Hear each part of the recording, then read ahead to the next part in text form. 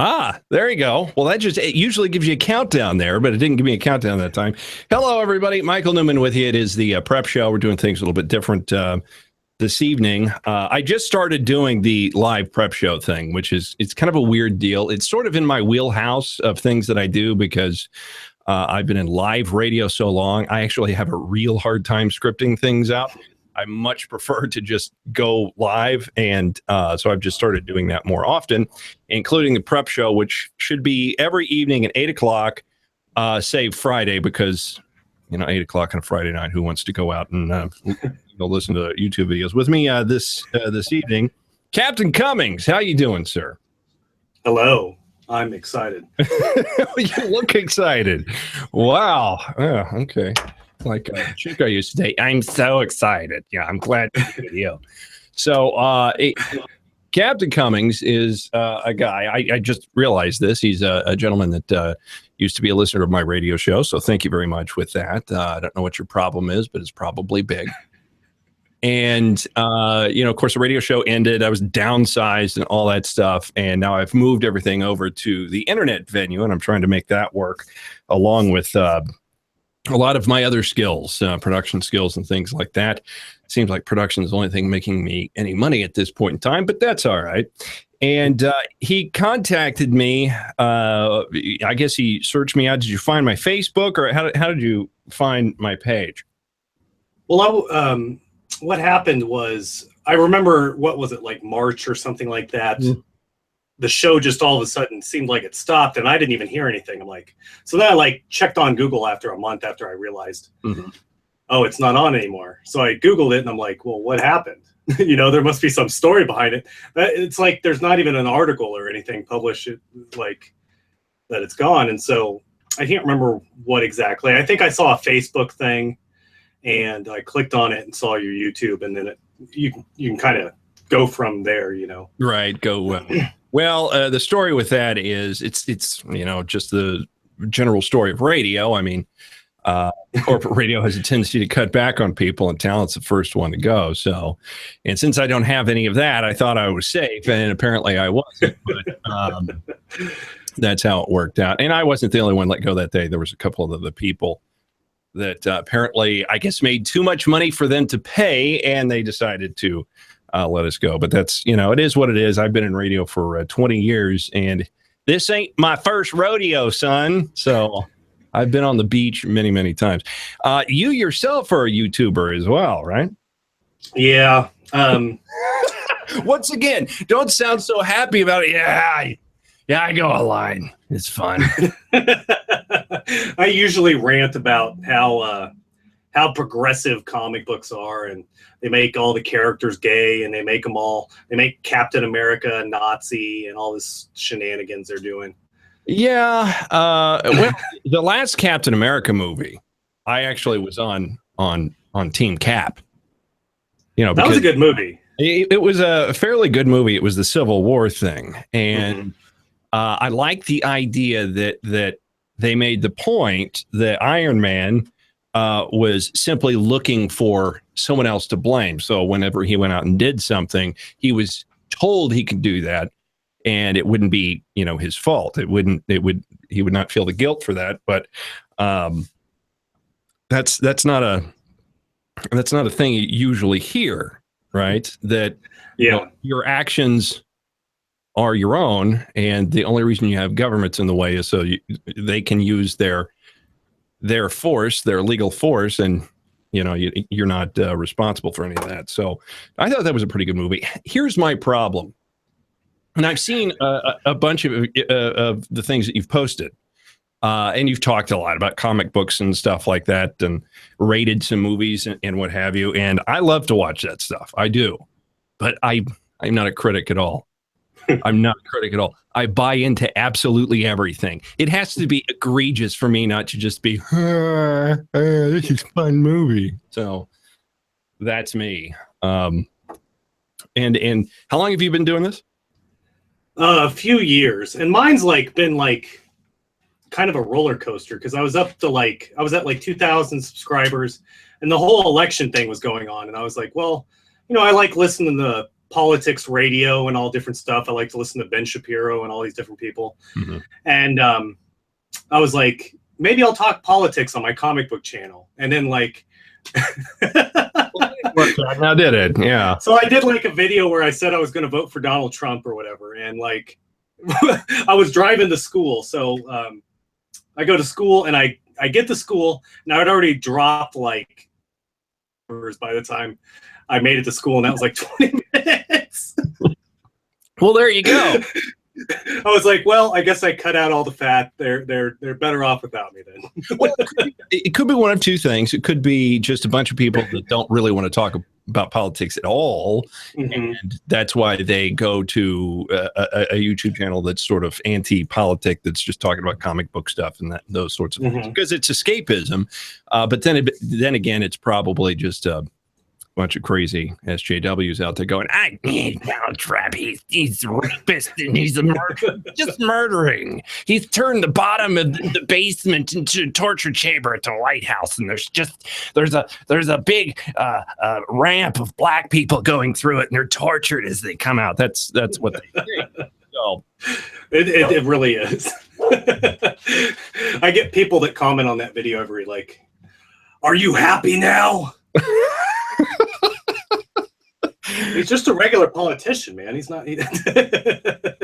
Well, unfortunately, I think we're finding that is the case, that he is a regular politician, as he's not turning out to be the bull in the china shops that everybody had hoped, that I had hoped. And even though during the campaign and what have you, there were several policies that are sort of big government policies that he had that I wasn't a fan of, I at least liked the fact that he would jab it in their eye. And that is something that's necessary. I don't think, certainly Republicans, I don't think there's a hill beans difference between Democrats and Republicans in the mainstream anyway, but they certainly weren't really fighting back against anything that Barack Obama was doing. And they carry that over into, the latest budget deal, which was a Obama budget. So thank you so much, guys. You're really good. Glad we voted for you. Go Republicans. So that's how that works. But so how long ago did you start your channel? Probably about 3 years. So I was doing like just a regular, like talking about comic books lightly for 2 years. And then like right after the election, I was like, well, since I pretty much killed my channel with saying I was going to vote for Trump, I was like, I'm just going to go all out and just start ranting, like from a conservative perspective on comic books. And that's when it really started like kind of taking off a little bit. Well, that's good. I mean, the one thing I found in radio is, or my entire career in broadcasting, is you have to be honest. And if you think it, then you say it. And some people are going to get pissed off, but that doesn't really matter. But if you're out there faking it every day, Megyn Kelly, then you're going to have a real difficult time, building and sustaining an audience. Leaders don't say they're sorry; they just say it. That's how that works. So, why do you think Rush Limbaugh is where he is today? Yeah, exactly. Rush can say anything he wants, and it'll be fine. I remember hearing for so long, like how bad Rush Limbaugh is, and I had never heard him, heard his radio show before.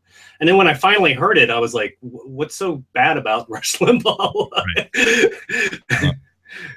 Well, I can get to the right of Rush Limbaugh sometimes. I get a little nuts sometimes. I can imagine if I was nationally syndicated, they would have pitchforks and cannons out there.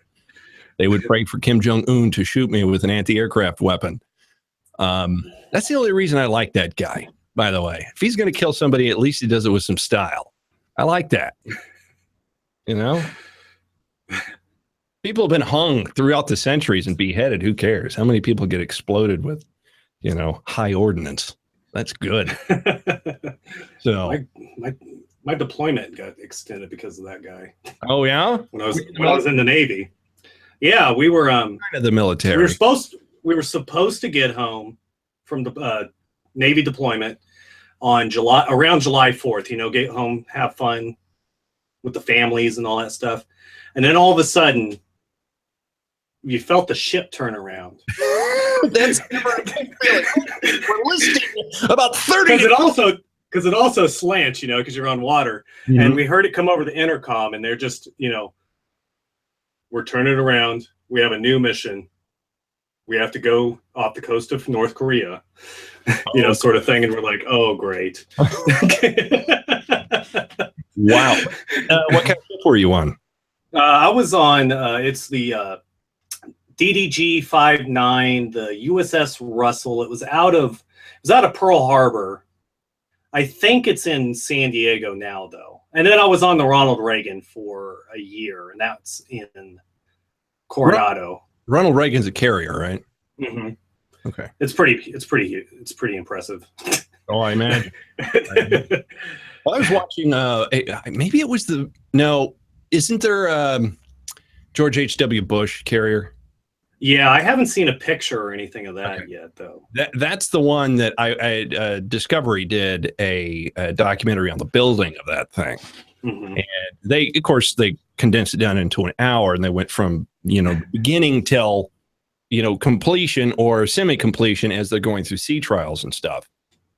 And they're showing this giant ship, and they were testing the rudder. That's always fun. Let's go test the rudder. So they bring it up to full steam ahead and all the way to port, and then all the way to starboard. And you just see this gigantic ship leaning off to the side there. He said it would pitch 30 degrees. And that's like the only time they probably did that ever. Oh, well, it's going to fall off, That's a bad in wartime. So, what sort of? And those rudders, the rudders on like the destroyers, I think, are like 10 feet tall, because we got our pictures next to them. They're pretty massive. So like the carrier, I think, is like 30. One blade is like 30 feet. Mm-hmm. That's pretty insane.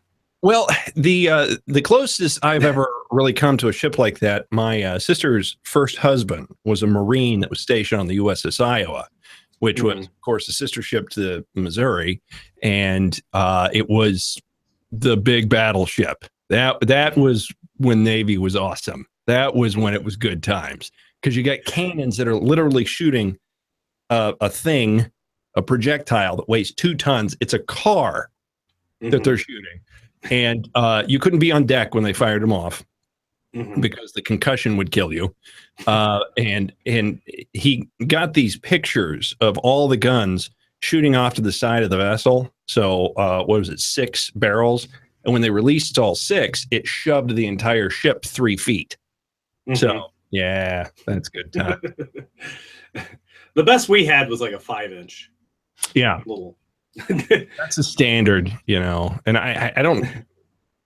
Well, there's been some questions floating around out there about the future of Navy and Navy warfare, and specifically surrounding aircraft carriers. Now, I don't know that I necessarily agree with mothballing the aircraft carrier fleet because of potential dangers from enemy weapons. Well, yeah, because it's the first line of defense. It's the first thing that gets there, and you got all the planes on it ready to go. Right. You're literally transplanting a military base anywhere in the world in 24 hours or 48 hours or whatever it is. And that's a tremendous amount of power that they can put on station very, very quickly. The worry is some of the missiles coming out of Russia with super long range that are moving at, what does it say? 4,200 miles per hour is the top speed of those things, which is virtually impossible to stop. They're also worried about some new torpedoes that the Germans were building. Why are we letting the Germans build weapons? Didn't we learn our lesson on that one? Because they're the best weapon builders. Well, pretty much. Basically underwater rockets. So they create an air pocket and fly through the air pocket. So you're talking about a torpedo that's doing like 500 miles an hour, which is insane. And there's no way to get out of the way of that. So, I mean, no. But I mean, the ship, I think the carriers are like 50 miles an hour. You're not moving out of the way. No. Yeah, you'll just see a bunch of dudes getting back in the planes and pulling the eject thing. That would be not something I would want to do. Be an ejection seat. That's got to. Oh man, there's this thing when we were in boot camp. They showed us this video, and it had John McCain, and it was like the worst aircraft carrier fire in history or whatever in the I think that whatever time it was. That was on the Enterprise. Yeah, yeah. And it shows John McCain is about to get in his plane. I think he fell off or something like that, and then that plane explodes. Oh. like that close from John McCain not being here. Well, let's not get into that. I'll get in trouble. Fun. Well, that's cool. It's cool that you're. So, are you completely out of military now? For the most part, yeah. So, until they pull you back in. I mean, is it like the mafia? Is that how it works? Somewhat, I guess. What was your job? What did you do? I was an electrician. So on the ship, I was like alarm systems, telephones, just really boring stuff.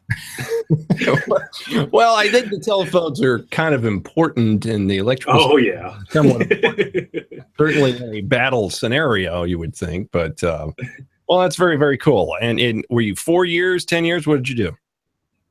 I did 5 years because they tricked me. I was 18, I signed up. They were like, "Oh, do you want to sign up for an extra year for like $3,000?" And I was like, $3,000?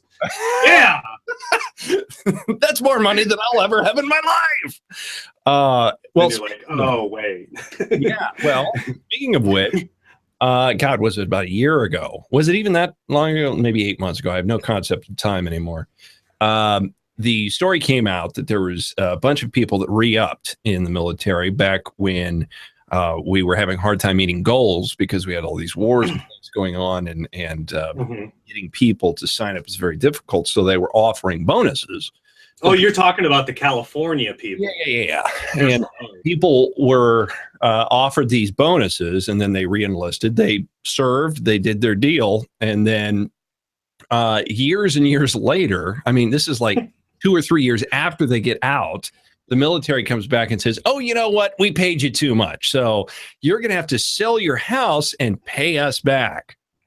It was the most ridiculous thing I've ever heard in my life. That was the Army too. I recommend anybody watching this, just don't join the Army. Okay. Well, there you go. So who do you root for in the football game? I don't know. Yeah, it's just a completely ridiculous thing. But it's sort of par for the course, though, if you think about it, because the way veterans are treated in veterans hospitals, and it doesn't have to be that way. The VA seems to be being used as a slush fund to fund other initiatives. I mean, why the VA is buying solar farms and wind farms, I have no idea. Especially when you've got waiting lists for people to get care. And on top of that, you've got administrators that seem like they can't be fired for anything. Stuff that... Yeah, anywhere where you can't be fired, that's just ridiculous. Yeah, pretty much. Some places... And it's always in government, where you got to mess up. You got to basically kill like 10 people to get fired from something. And they have to be the wrong 10 people. Right. So, yeah. I mean, if it was all Republicans, then it's fine. Right. I mean, that's not even a guess. That's a bonus. I mean, right. That's how that works. Well, I'm glad to see you're drinking as well. I'm only drinking Coors Light. I feel like. Yeah. But I was out in the garage today doing carpentry badly, and it was very hot, so I needed to replenish myself. I think this is like Pedialyte, right? It's got the same stuff in it. That's what I thought. So what is on tap for your show? What do you got coming up? I just put a video up about how they changed Iceman. Iceman is one of the original X-Men. Oh, I remember Iceman. Yeah. Yeah. Well, they made him gay, and he has a new number one. Well, and so I made fun of that. And the supervillain is like a Christian bigot that has a big cross on his chest, and he goes to fight Iceman to kill him, I guess. And oh, well, are they having the extent of the story? Is there actually an Iceman movie? I think the only reason why they gave him a #1 is because he's gay, and it like checks the list. Because that's all the issue was about. That's true. Although, in retrospect, looking at Iceman and the character, come on, right? Let's just be I don't care about him. It's something to make fun of.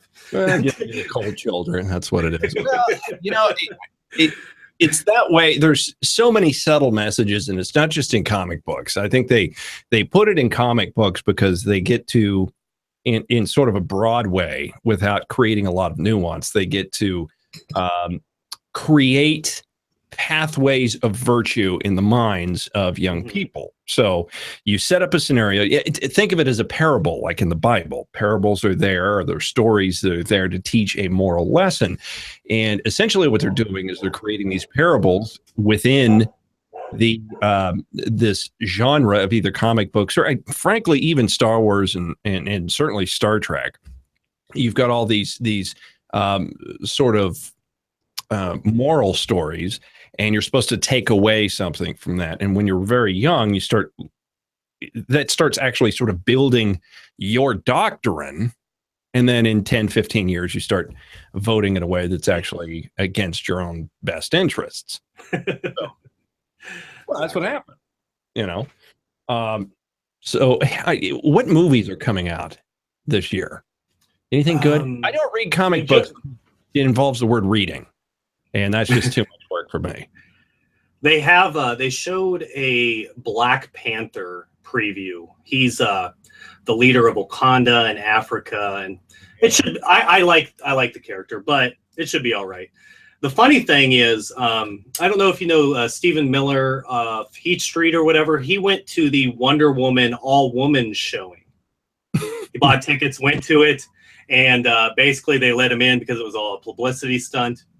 Mm-hmm. Well, already on Twitter, people are like, is there going to be a black segregation showing for the Black Panther? Well, it's not a crazy thing to ask. I mean, they want, there are places on campus that don't involve white people. Matter of fact, was it Evergreen University is asking to kick off the white people off campus for a day, and they're going nuts about it and getting violent about it, and no one's doing anything. The head of the college isn't doing anything. I mean, they're just kowtowing to these people. And it makes sense that they would react that way, though, because isn't that the foreign policy that they want? That Democrats generally want is one of appeasement, right? So they're appeasing the students. And what you're seeing is this sort of microcosm of how appeasement foreign policy doesn't work. And the more you appease this group of attackers or terrorists, the more they become emboldened to do even more. So appeasement isn't going to work on college campus. It's not going to work in foreign policy, and they're going to have to be knocked down. I just don't know that there's anyone out there that wants to, carry that banner around. Hopefully, within the rubric of schools and what's happening on campi, just having that message shown on television and shown on YouTube. The reactions, what people are actually doing, what people are actually saying, and just putting that out there, truth and facts. You put that out there, and people will shy away from it because they instinctively know that it's incorrect. I think they're getting a lot of that, but unfortunately, it's not easing the crimes that are happening on campus, basically. So I'm just glad I'm not in school. Wouldn't it be a disaster? Well, I actually am in school, so I'm glad I go to school in Kansas. Well, yeah, I mean, KU's not all that great. K-State, I think, is far enough out there, isn't a problem. But yeah, certainly East Coast or anything that would be considered private or Ivy League would be a complete disaster. Well, what was it, Harvard or something? They were doing something stupid just like last week or something. They were denying somebody because of, maybe it was race. I don't think it would. It couldn't be, couldn't it? I don't know. It was something stupid. I have to go look it up. But Harvard was doing something very, like, you're like, you guys are the best. Like, guys should only be taking the best, right? Like, well, and that's not true anymore. I mean, they've been having race quotas for a long time. They say it's white privilege. Well, what about Asians? Yeah, exactly. What about Asians? They have across the board, they have far better SAT scores than their white brethren do. And they make 75, or white people make 75 cents average to the dollar of Asian people, or something like that. Exactly. And Asians are actually hurt by that because of affirmative action policies, because their SAT scores, their hard work is deducted. So, and then added to others. That way it all looks even in the wash, right? Now, how would you feel if you're an Asian person that has been, just working their ass off since they were a zygote, and unfairly, once you get to this higher level of education, they said, we don't have enough space for you because you're the wrong color, and we want to get somebody else that makes our campus look more quote unquote diverse. We wouldn't want the whole campus to be Asian. Come on. We're not that open and tolerant. Yeah. So it's an insane thing. And, the question is, you have to look at it all in perspective. Things were bad in the 60s. Things were awful in the 60s. And there's an ebb and flow of sort of culture out there. But I don't know what the culture is going to look like in another 50 years. I really don't, or what the government's going to look like, or the relationship to people is going to look like, because I think technology changes the whole scenario. I think it changes the whole thing. I think if we ever do get to another sort of totalitarian regime, I think it's permanent. I don't think it's beatable. Simply because technology will allow those governments a power that they've never had in the history of mankind, and that is the power to be everywhere at all times and monitor everyone at all times. I mean, they're doing it already. Oh, yeah.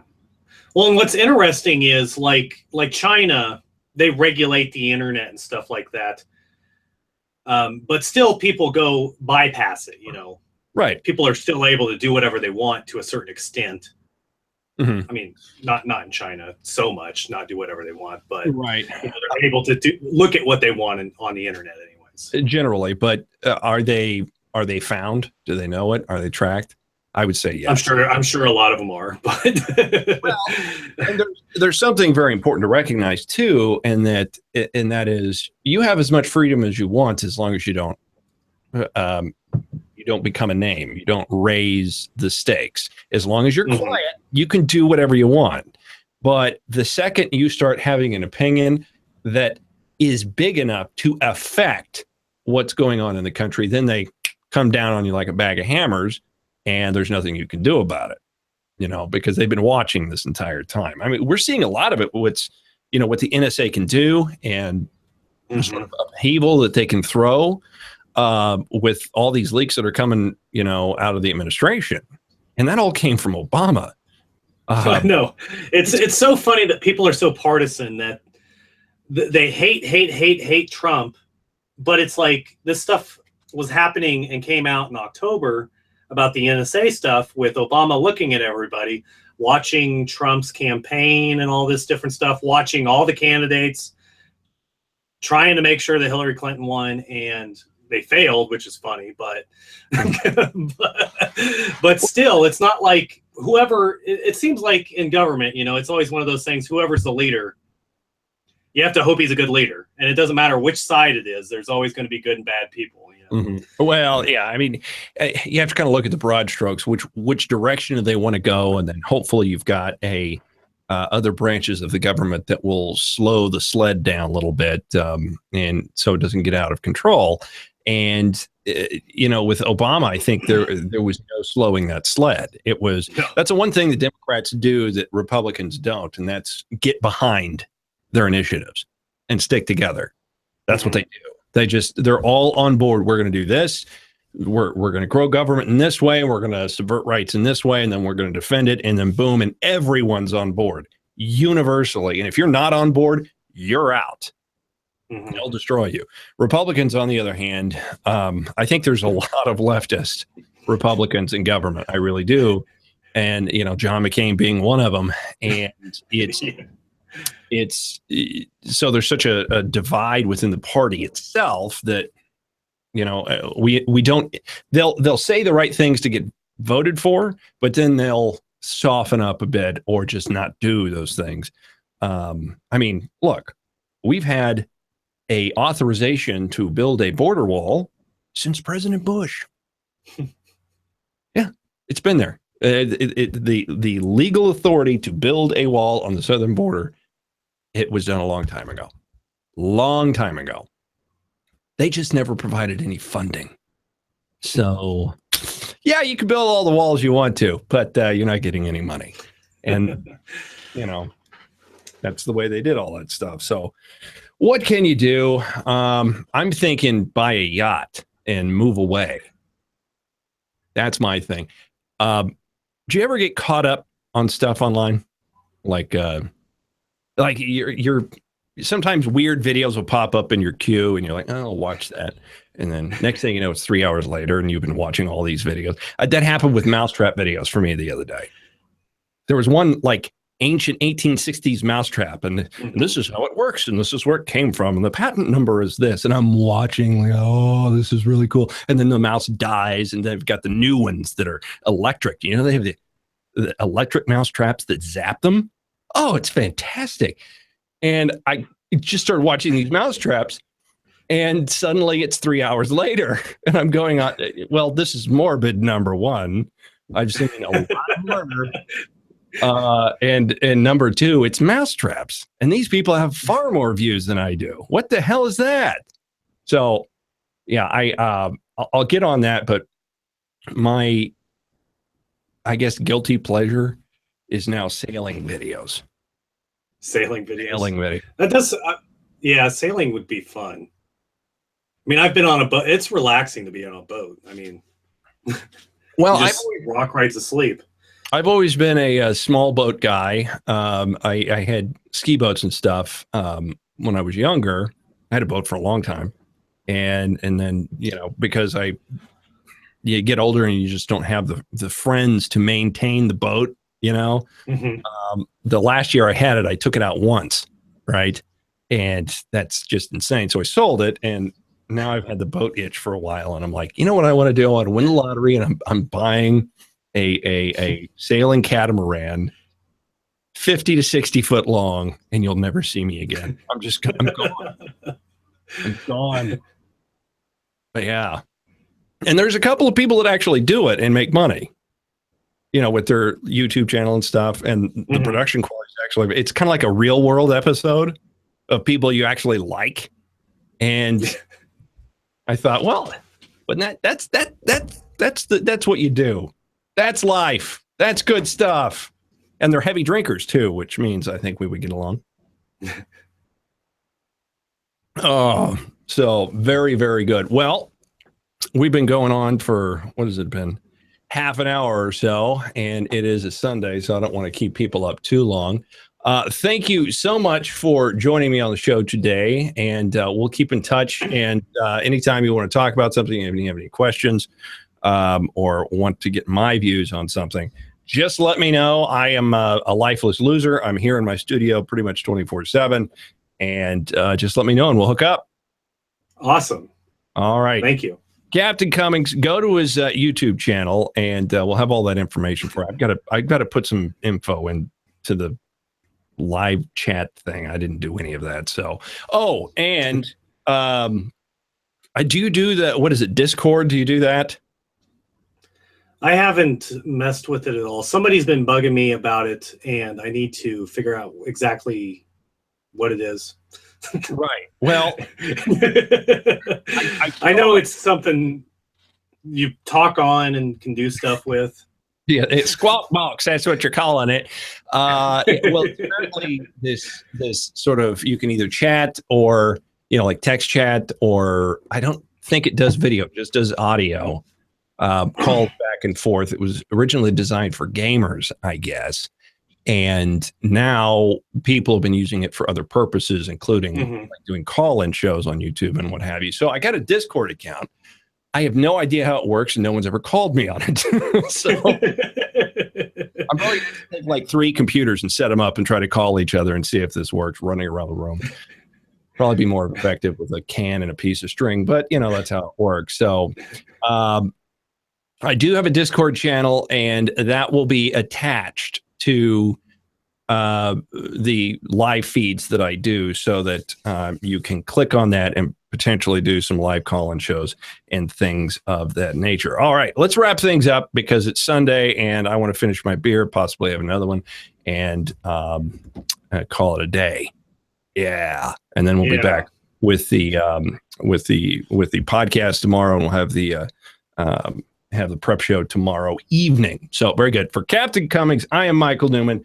Thank you so much for joining us, and please click share and tell everybody about the show. It helps it out a whole lot. Captain Cummings, see you later, brother. Later.